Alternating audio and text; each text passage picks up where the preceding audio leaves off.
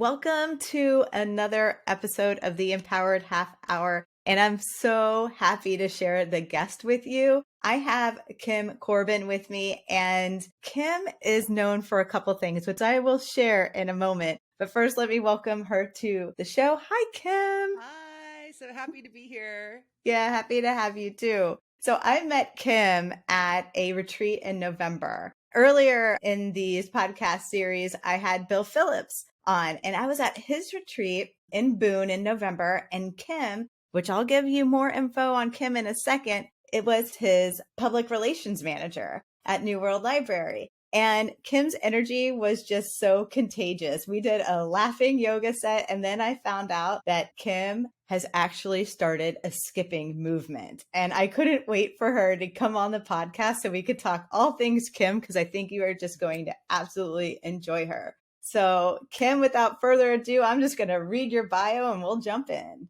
Let's do this. All right. In addition to being a senior publicist at the book publisher New World Library, Kim Skipper Corbin has been the world's most vocal advocate for the body, mind, spirit benefits of adult skipping for over 23 years and counting. I cannot wait to talk more about this. Her skipping efforts have been featured in USA Today, Time, People, and Newsweek magazines. Visit her online at www.iskip.com for more, and we'll share more Kim at the end too. But Kim, let's just jump into this. What is the backstory to skipping? Well, the first time that I skipped as an adult, I was out with a couple of friends on a Friday night in San Francisco. And my friend Rudy, who's just a very flamboyant, fun guy, said, "Come on, let's skip," and went leaping down the road in front of my friend Todd and I. And I kind of looked at Todd. I had just moved to San Francisco from Indiana. I was just taken aback. And just in a moment of pure spontaneity, I followed him. And as I did, I had what I can best describe as a skipping epiphany because That's it was awesome. so much fun. I thought, oh my gosh, this has to burn a lot of calories. I had this whole vision of inviting my friends to skip with me and then using my PR skills to get media around it. And I thought if people see it in the news, then it'll get people to skip and I could start a skipping movement. I had the whole vision. This was in 1997. I was not into physical fitness at the time. I hated my body at the time. I actually tried to recruit a friend to be the skipper and I would be her publicist because I wasn't ready That's to say yes hilarious. to my calling. So that was in 1997. And then in 1999, through another amazing, there was all these synchronicities that led to this, but I started walking a labyrinth. I did a 21-day experiment where I was walking a labyrinth 2 times a week. And I was just really asking, what is my purpose? What is my calling? And during that time, I told a coworker that I had tried to run to the labyrinth one morning. I hate running. I will always hate running. And it was another failed attempt. And I told her my story. And then coincidentally, she told me a story that had happened to her the day before, where her 4-year-old daughter had taken her by the hand and said, "Come on, mommy, let's skip." And she said, I Wow. did it. But I felt self-conscious and I thought adults don't skip. And when she said adults don't skip, it transported me back to that very first time. And I thought, you know what? I'm going to do this. It was 1999. So the World Wide Web was just getting going and everyone was making tons of money on IPOs with no business model. And I was just like, I just want to share a positive message with the world. So that is when my brother helped me create my iskip.com website. And so that went up. And then just like my vision, I started organizing group skipping events in San Francisco. I did a Sunday skip in the park in Golden Gate Park. And then we did a happy hour skip where we would skip up Market Street and go to the Irish pub and have How fun. adult beverages after. And one of the authors I was working with at the time was the religion editor at the San Francisco Chronicle, told a friend about it. They did a story called "She'd Like to Teach the World to Skip." That ended up going out on the wire. And then all of the national media just started calling me. I did nothing to actually do PR for it except for skip. And so Time, People, Newsweek, all these publications started, and fitness magazines, much to my surprise, because I was not into physical You're like, fitness I wasn't at all. expecting that. Yeah. Then I started recruiting head skippers because what it turned out that there was hundreds of people out there who'd been skipping a lot longer than I had. And so I basically just put my finger on something that was already happening And so all these people said, I want to volunteer. I want to be the head skipper. There was head skippers in LA and New York and Lima, Ohio. And I mean, everywhere. I think That's we had like, awesome. I think 50 or 60 at the most. So it was early social media. And then I thought, I had found my calling. I mean, and that's true. And so I thought that because I had found my calling, that it was just going to be a straight skip upwards from there. And if I left, the net would follow. And I actually quit my job in publishing at the time. And my dad would say, how does the cash registering, Kim? And I'd say, I don't know, Dad, it's my calling. If I leap, the net will follow. Well, that didn't go very well. I mean, it actually eventually followed, but not through after Get lots not of, a mm-hmm. very dark night of the soul in pursuit of this dream. But it's never let me go. It is still, there's so much work I still have to do. My calling is to share the joy of skipping with the world and to hopefully inspire people to realize that it's something we all did as kids. It's so much fun. And that the self-consciousness that holds us back is not doing us or the world any service. Yeah, there's something that you said that really resonated with me in like a deep way. Adults don't skip. And my heart went like, oh no, we don't skip. And so I'd love just to talk more about that. What have you seen as a benefit of skipping when adults can get over the fact that we don't skip? The biggest one for me is that we do have that voice that says adults don't skip. So when I first started skipping, so I had that vision. Well, that meant I can still remember the first night I went out for my solo skip. And I thought, okay, that's great. I have this whole vision, but am I going to be able to go and skip by myself tomorrow? I wasn't even skipping yet. And so I did. I went out and I skipped. And that voice, people are going to think you're crazy. People are going to judge you. Adults don't skip. It was very loud. And I skipped anyway.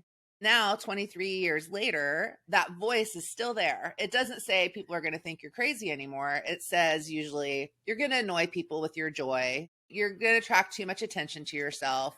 You really have to do this. But after 23 years of hearing that voice and then choosing joy anyway, my spirit has gotten stronger and the voice in my heart and my intuition has gotten stronger. That process applies to everything. When I sit down to write, that voice, very similar voice, says, oh, you've been trying to write this book for 23 years, like you're ever going to be able to do it. And it's like, oh, I recognize you. I can hear you and then choose to write or skip or whatever anyway. So for me, that has always been my favorite benefit. The media love to talk about the physical fitness benefits because there's a lot. It burns more calories than walking. It has less impact on our joints than running. It actually burns more calories than running if you skip as fast as you run. There was just a big study that was done at East Carolina University. That's fascinating. Right? And then running is like an animal. It's fight or flight, that kind of response. And skipping is like an animal frolicking in the field. So it's a whole different energy. It's about how much fun you have with each step, not about how far you go. That's really great. And I love the first one that you shared was just that you heard the voice and did it anyway. Because I think as adults, whether it's skipping or something else, like you said, the lesson was kind of more universal. It gave you more confidence to understand that, hey, when I lean into the things that give me joy or that might be creative or might be purpose-based, it might sound crazy in here, but I know on the other side is actually where I'm going to be happy and where I'm going to be able to live it out, right? And yeah. I think that's so important for the listeners to get that little nugget because you can skip and you can do other things that you really want to do that you don't think you should be doing. Yeah. And that you maybe don't even realize that you're stopping yourself from doing, like yes, we all have exactly. a childlike essence. So whatever that child we had before life got a hold of us and before life traumatized us. That's another actually interesting. I was very excited to learn recently that Peter Levine, who's a leading trauma researcher, was on the Goop podcast a couple of years ago. And he specifically said that skipping is really good for activating the vagal nerve and for releasing trauma. And I was like, wow. And there's a lot of people actually who have skipping trauma. I can't tell you how many people I have met who say that they were singled out when they were like in elementary school because they couldn't skip, because it used to be that you had to be able to skip in order to graduate to first grade. And so anyone that couldn't skip would get set. Everyone would be watching and they would be trying to make them learn how to skip. And a lot of people have skipping trauma. That's crazy. I didn't even know there was such a thing. That child within us, that fun, loving, innocent wonderful child, it just gets covered over with all the traumas and rules and adulthood stuff. And we all have it. And if it's not through skipping, I just hope that people will find a way of honoring and connecting with that, because that is really what life's all about. Yeah, I love that you shared that. We kind of addressed it already, but I wanted to ask the question more specifically. What did you have to overcome to be the Kim you are today? And we can even either focus on this, bringing the skipping movement more visible, or kind of like what you were saying is had to take this on as your purpose. And what did you have to overcome? So I'll leave it to you as the interpreter, how you want to answer, but I want more. The biggest thing, I think that, like I mentioned, I was not a physical fitness person. In fact, I hated my body. I'm a very positive person. I'm with other people. I've always had an effervescent spirit, but my relationship with my body was the receptacle for all of my negativity, for my self-judgment, I can remember the first time I did yoga, talk about that voice being loud. It was excruciatingly painful because this voice was just like, who are you to be here? My dad, when I was 14, made me go to Weight Watchers because he was wanting me to have good tools, was why he said, but that's not how it landed for me. So that was a trauma for me that I've had to get over. So of course, the universe asks me to be the skipper. So it's really been a journey about learning to love my body and recognize that it is the instrument for joy and that it has such wisdom. And so I would say that my relationship with my body is something that has significantly changed. That's great. With this podcast, it serves both men and women, but I would say probably 80% of the listeners are women. And every woman ever that I've ever talked to has some type of body, something going on with them. And I just love that skipping for you was something that had you face some of the darker parts within you. And I relate a lot. I mean, I have Weight Watcher trauma. I've been on every diet everywhere, and I'm finally at a place where I love and respect my body, no matter what my weight is. And I just think that's such a positive message for the listeners. So I'm really happy that you were able to be vulnerable and kind of have that share with us, because I think it's super important. Yeah, I just love my body now. And I'm so glad that the journey has led me here. I mean, that came through the dark night of the soul, right? Of quitting my job. And I was like, what have I done? And I really had to dig deep and to figure out what I needed to do to heal. And interestingly, when I first started skipping, I used to say that the inner critic, that voice, which now I call my rational voice of caution, I don't There you necessarily go. call it my inner critic anymore. But I thought then that I was just skipping past my inner critic. So I was just like, I'm skipping past it. Well, what I've learned after 23 years is that you can't skip past any part of yourself. And if you try and just push it down and ignore it, it's going to come back in bigger ways. And actually, my voice of caution had some pretty rational things to say at the time that I was just like, nope, I'm skipping past you. I'm quitting my job. And Yeah, I'm not. You're like, wait, maybe she did have some good feedback for me. So now I really I've learned to respect all aspects of myself. And instead of thinking I'm just going to get rid of the inner critic, because it never goes away. And its purpose is to help us. And it's well intentioned, kind of like my dad sending me to Weight Watchers, but misguided. So that's another thing that's really dramatically changed, I would say. What is another lesson that you can share with the audience that's come from you following your passion, your purpose, and creating a skipping movement? One thing I would say is that in the dark night of the soul, I had this realization where I was just like, what happened? Spirit was talking to me so clearly. It's gone now. I got fired from like 3 jobs when I was Oh my making my gosh. way back. I'd always been succeeded at everything. It was bad fits and all that kind of thing. And so what I realized one day was that what I was being called to do then was to learn some lessons that I needed to learn in order to take my mission to the next level. And so saying yes to being the world's most vocal advocate for skipping is an easy thing to say yes to. But saying yes to lessons that are painful and being in hard situations isn't as easy. But it's Correct. really about saying yes to whatever shows up and learning to skip with it. So that would definitely be a big one. Another I one love that. is that grace needs space. That's like one of my favorite sayings too. I'm like, it is. yes. I'm like, create space for grace, but same difference. Yeah, because really the early days of the skipping movement, when this calling, when my purpose rushed in, was all about grace. And so when I was lost in the middle of it, I thought, okay, what was that? And how do I make it happen again? And grace is not something that you can force. It's like you really have to hold space for it. And I think a lot of times we'll be like, okay, I'm ready to find my purpose. And then we like spend a couple days like, okay, we pray about it, we meditate on it. What's my purpose? And then when we don't get it right away, we move on. When these kind of things are something that it needs consistency and it's time, and we just expect like, I'm ready, so give it to me. We just have this like instant gratification approach in our culture where grace, it works on its own time. And another one of my favorites is that divine timing can be a real bitch. That's so another true. thing I learned, because I just thought it was going to be woo, and no, here I am for it. You can give it to me now. totally. And so here I am 23 years later, much wiser and have a much more informed perspective on everything. And if you would have told me in 2000 that it would take 23 years before I would maybe be ready to write the book that I thought was going to be the thing that saved me financially, I wouldn't have believed it. So divine timing works on its own. It sure does. Very similarly too, I'm a writer too. And since I was a kid, I'm going to write a book. I'm going to write a book. And you could ask anyone that knows me that's worked with me over the last 20 years. They've heard me say I'm going to write a book for so long. But it wasn't until I got through my own dark night of the soul that that book finally emerged. And now I've had a second product and I'm working on my third.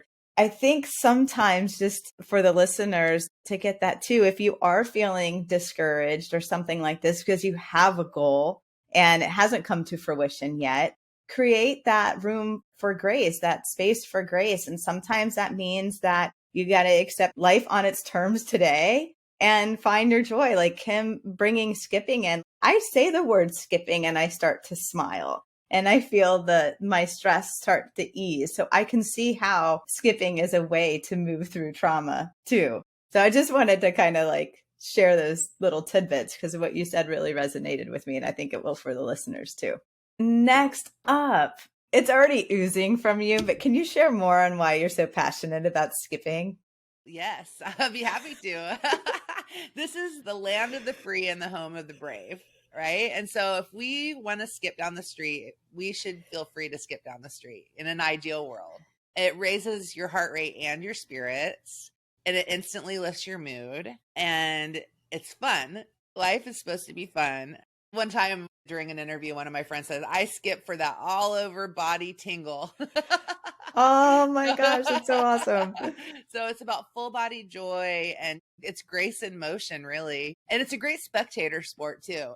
People say, oh, people are going to judge me. People are going to think I'm crazy. And that is not the reaction that you get from people. Either you get ignored, especially in San Francisco, you can do anything and no one even pays any attention to you. Or people say, oh, skip to my loo. Or people just automatically skip a few steps. I was going to ask if people just like start skipping with you sometimes. Yes, definitely. It just because you feel it, and then they, without even thinking of it, kind of like with me and Rudy, my Midwestern sensibilities thought, what is he doing? And then just the spontaneity of the moment took over. And I think that if we can just let that spontaneous joy lead a little bit more, that we'd have a lot happier lives. I do too. I think that, as adults, and for a reason, we've been through our traumas and our dark nights, or maybe we haven't and we're still just frustrated and powering through. But there is so much more room for joy than we allow ourselves to have. Yes, absolutely. Make it a priority. Choose joy. Yeah, choose joy. So I want to ask next, how could skipping empower someone else's life? It is the empowered half hour after all. Well, I think that really recognizing when you say, okay, I'm going to go skip down my street, recognizing that voice that comes through, that voice of caution, and just starting to notice it and see what else does it stop me from doing would definitely be one of them. It doesn't have to be skipping. So skipping can be literal and it can be metaphorical. I love that. What are that. the things that brought you joy, especially when you were a kid? Figure out what those things are and then make them more of a priority. And I always like on these interviews to encourage people to take my 10-step skipping challenge. And just like, when you hear this, you don't have to be out in public. It doesn't have to be a public thing. It can just be around your living room. And actually, my favorite way to skip right now is that I go to the gym and I pick a really happy song that's very uplifting, my good morning song of the day. And I skip around the empty workout room to one song. And I use it to just lift my vibration and put myself into that more uplifting place. So when you do your 10 steps, you can just put on a happy song in your house and just skip around the living room and then just really put your hand on your heart and feel how that inner child in you feels of having that freedom of expression and play. I get the opportunity to see your face in this, and it is just bringing me so much joy to be talking about skipping and having fun and then seeing your passion come through. I mean, I'm feeling it and I'm just like, I'm going to go out and skip after this is over. And that's what's happening. But the joy is contagious. Like I said, I met Kim in November. I started following her on Instagram, and there was one post that just sent me over and made me laugh and feel so happy. I think you were skipping in a unicorn costume or something. Oh, yes. That sound familiar? Yes. Just using that as an example, how many smiles did you give the world that day when you were skipping in a unicorn costume? Actually, I was just this weekend, because we're recording this, I was in San Francisco for the St. Stupid's Day parade on April Fool's Day. And I was riding my unicorn because that's my latest hilarious thing. Yeah. I organize a group in Petaluma called the Unicorn Blessing Brigade, but that's a whole nother story. So I was on my unicorn and just noticing, it's just like that feeling of joy. People just smile and they look twice, and just seeing those smiles and feeling that joy ripple, it's ripples of joy. And that's a big part of why I do what I do. Yeah, I can feel it. And I just want to really encourage the listeners to tap into the joy that we're both oozing on this interview, because this is something that we have access to. I mean, we've talked a lot about spirituality in here and starting to follow our nudges and being comfortable with overcoming that critical voice in our head, but also listening to it.